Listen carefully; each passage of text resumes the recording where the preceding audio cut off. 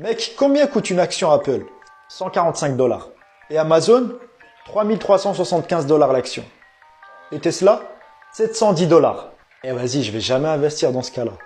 Calme-toi frère, il y a des solutions à tout. T'as combien? J'ai 50 euros. Alors mon conseil, d'abord oublie l'achat d'actions par unité. T'es pas expert, si tu mises tout sur une action excessive et faillite, eh bien tu perds tout ton capital. Et pour pas que cette situation arrive, on va diversifier sur plusieurs actions pour avoir le risque le moins fort en achetant des paniers d'actifs ou encore des indices via ce qu'on appelle des ETF. Intéressant.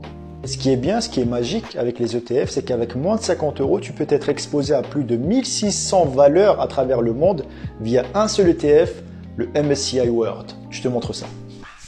L'indice boursier MSCI World est l'un des indices les plus diversifiés puisqu'il est exposé à plus de 1600 valeurs, tous secteurs confondus.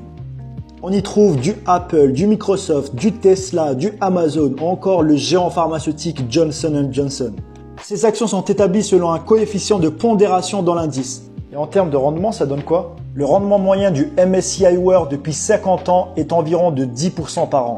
En clair, quelqu'un qui aurait mis 50 euros par mois pendant cette période se retrouverait avec un gain de plus de 730 000 euros de façon totalement passive.